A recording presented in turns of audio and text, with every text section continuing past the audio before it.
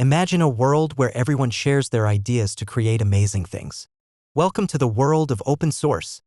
Open source is like a digital playground. People share their code, like building blocks, for anyone to use, modify, and improve. Python, a programming language used for games and websites, is open source. Anyone can see and improve it. Many computers run on open source operating systems like Linux. Their code is created by a community of people.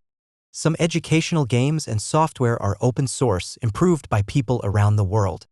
Wikipedia is a great open source example. It relies on contributions from people everywhere. In open source, everyone's ideas matter. Like a puzzle, collaboration solves big problems faster and better. Can you join this world? Absolutely. Open source is for everyone. You can learn to code and share your ideas. Ready to start coding and join this community? Sharing in open source is like planting trees in a garden, helping something beautiful grow for everyone. Join open source and help create a world of possibilities. Join us at ChildrenWhoCode for fun learning.